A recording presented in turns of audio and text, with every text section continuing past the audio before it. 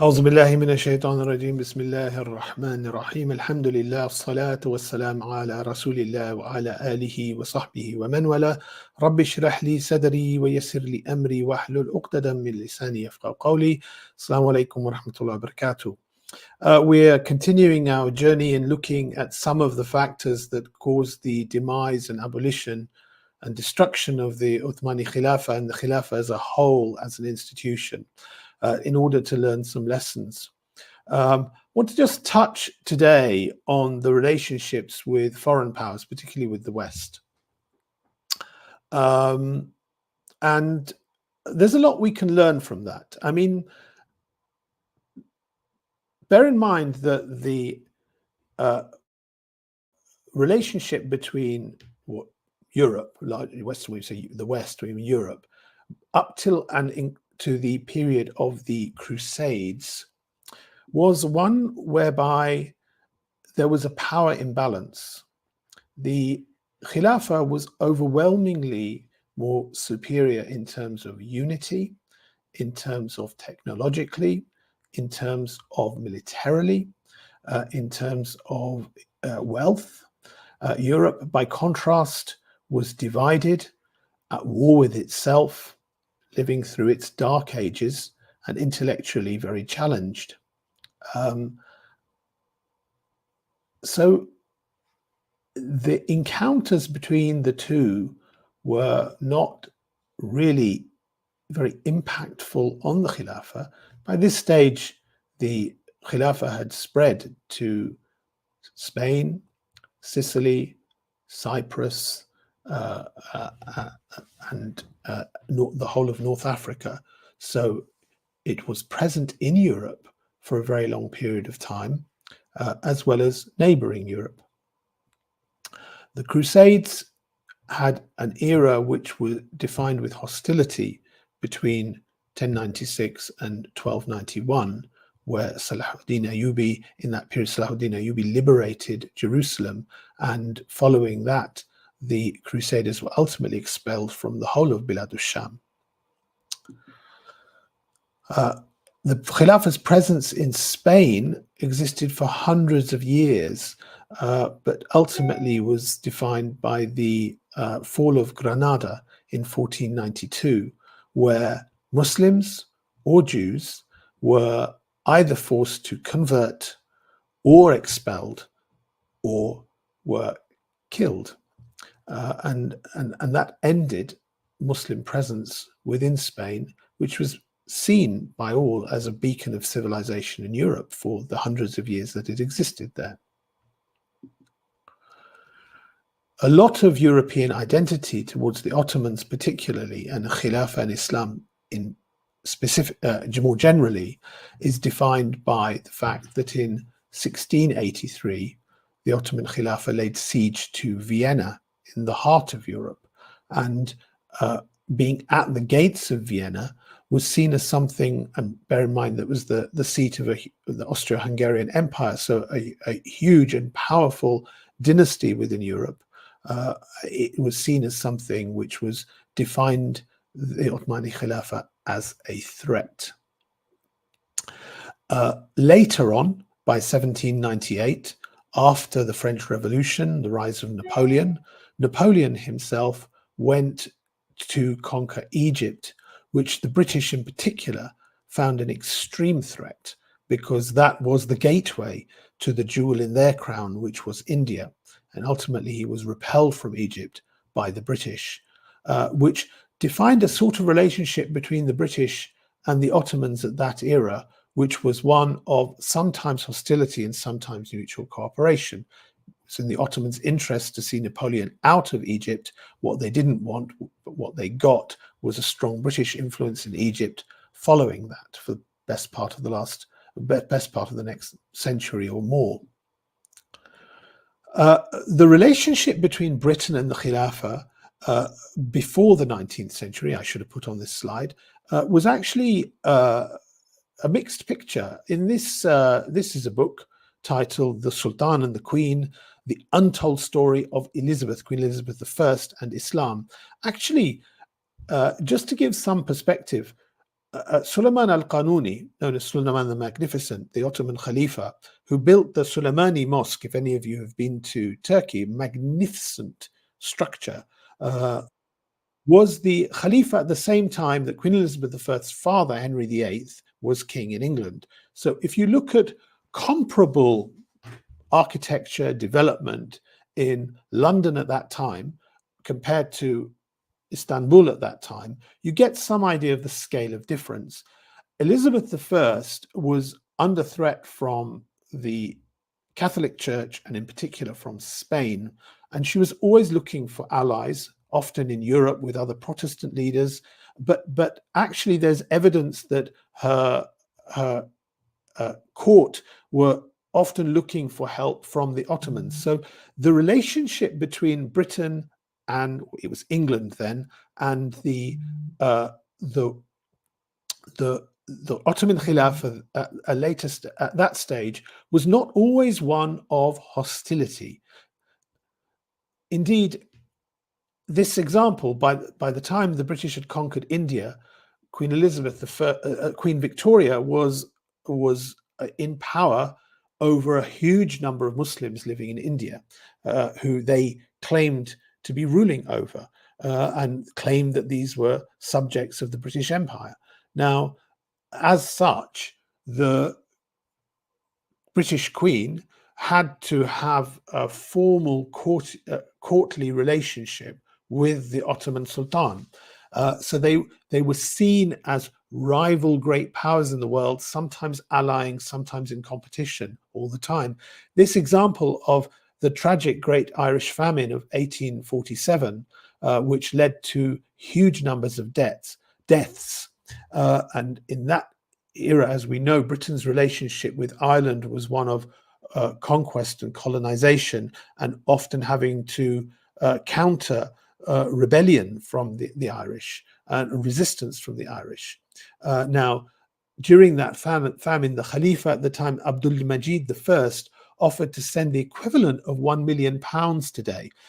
This was diplomatically difficult because Queen Victoria had only donated about a fifth of that amount. So his offer was declined. But he then gifted about half of what Queen Victoria had, which that was diplomatically acceptable, but then secretly sent shiploads of food to help the Irish people. And that's remembered to this day with gratitude. The quote here from James Joyce in Ulysses is, "Even the Grand Turk sent us his piastres." Piastres were apparently a unit of currency they were talking about. As I said, British policy towards the Khilafah was often influenced by its position in India during the 18th and 19th century. In 1757 was the Battle of Plassey, known as the Battle of Plassey in India, when the East India Company got its foothold and crushed resistance from the Indian people, often led by the Muslims like Siraj ad-Dawla. In the 19th century, was characterized by, in the middle part, by these huge empires in the world that were competing with each other. So there was the Ottoman Khilafah. So coming into the early part of the 19th century, the Ottoman Khilafah was still seen as a great power in the world. Before that, probably the superpower in the world. And then you had Britain, which by this stage, with its wealth coming in from India, was the rising power, and probably over that century became the dominant empire in the world. And you had Russia, who was a huge rival to both Britain and the Ottoman Khilafah, seeking its influence in the world. And the Austro-Hungarian Empire within Europe, which eventually fractured and formed what became the seeds of modern Germany, and before that, Imperial Germany. And in fact, I've left out of here France, which had gone through its revolution, and Napoleon with his imperialist tendencies. But you can see these rivalries were going on for great wealth and resource in different parts of the world. I had said before in a previous episode that the Crimea War in the 1850s was a real belly blow for the Ottoman Khilafah, because they lost territory to Russia. They were indebted somewhat to Britain, who was their ally. in the peace that followed that, the Treaty of Paris in 1871. It was meant to try and preserve some of the territories of the Uthmani Khilafah, but some of the signatories to that actually betrayed that and took over territories. And ultimately in 1878, we had the Congress of Berlin with all these great powers which were trying to keep Russia in check, as well as get what they can out of these negotiations. And you can see the Ottoman representatives on the right-hand side are in the room with the Kaiser and Bismarck and Disraeli from Britain, and all. In this era, it was recognized that the Ottomans were still a player, much weaker than they were before, but still a global player. There came a change in British policy around the mid-1870s. Gladstone was a much more ideological ruler than Disraeli, who was much more pragmatic. Gladstone, a fierce liberal, think of a Tony Blair type character ruling in the 1800s, who really not only wants to see Britain's interests secured, but wants to see British values, Western values imposed in the rest of the world. So Gladstone wrote a very powerful pamphlet where he was denouncing the Ottoman Khilafah and some actions that it's seen, the way it was treating minorities. And this led to a kind of more hostile policy. So the change in policy meant that the change in attitude towards the Khilafah by European powers had changed. Up till this stage, you can say powers like Britain and Germany had seen the danger to be instability in the Ottoman Khilafah, which if it fell, it would give more power to Russia. That would mean the gateway to India was open to Russia, and that was seen as a great threat. By the late part of the 19th century, whilst Germany wanted to engage with the Khilafah to maintain its integrity, to try and strengthen it for its own pragmatic interests as well, and in the hope of helping Germany have a route through to the east. It was helping it build a railway and stuff through that region. So Germany's engagement was not altruistic, it was in its own national interests. But the British policy had changed under Gladstone to one that had become hostile to the Khilafah and was looking to see it destroyed. And that led to a few things. It led to, and remember, Britain's policy of interest is we have no eternal allies. We had no permanent enemies. Our interests are eternal. And it is those interests that is our duty to follow. This is Lord Palmerston, a 19th century British Foreign Secretary, who said these remarks. So this becomes something which we can see is manifest in its interaction with the Uthmani Khilafah. So this change in policy went from a support for British national interests, allying with it against Russia in the early part of the 19th century, interests in trade, interest in strategic location, to one which had taken a calculated decision to oppose it, both in ideological terms under Gladstone, but also in political terms, that Britain had judged that the Khilafah was weak and it would be better to try and see it undermined and knocked off altogether and control the remnant states so that the gateway to India was secure and that those remnant states were protected from rival powers like Russia and Germany. And it did this really through World War I. And before that, it was actually demonizing the rulers of the Khilafah. So these are a series of very ugly caricatures and cartoons in the period that Abdul Hamid II was the ruler. So this will remind people of the kind of Islamophobic propaganda and headlines that we see today, which have a political objective behind them. And this is actually what we saw in the late 1800s in Britain. So that by the time it came to First World War and Britain had an openly hostile policy to the Khilafah, it was public opinion was very much on their side. Complicated history, which I've done at breakneck speed, and pretty depressing. What then happens after this is that we move to World War One, and we move to a hostile Britain allying with France and Russia against what were then called the Axis powers, which was the Ottoman Khilafah in Germany. They had expected the Ottoman Khilafah to collapse within the first year of the war.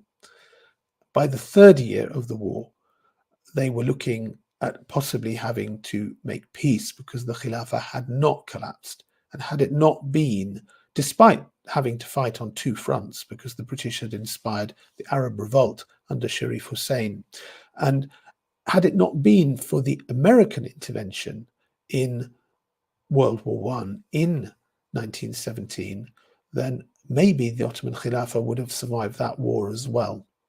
Allah knows best, particularly because Russia, whose support had been counted on in the early part of the war by the British and the French, who were an ally, Imperial Russia, were an ally of Britain and France, underwent its Russian Revolution in 1917 as well, and its engagement in the war started to decline by that period.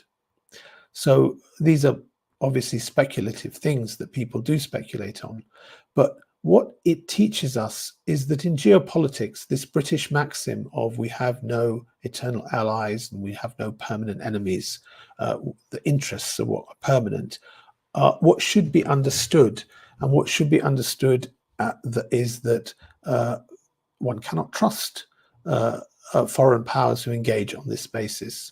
And actually, some of the scheming that we saw in the previous episode really becomes very questionable when you see how things played out after that.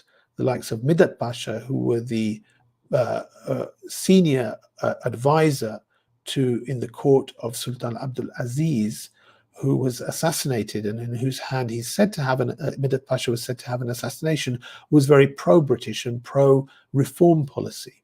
So, looking back, just 40 years after that, it was very obvious that he was playing into the hands of hostile power by that stage.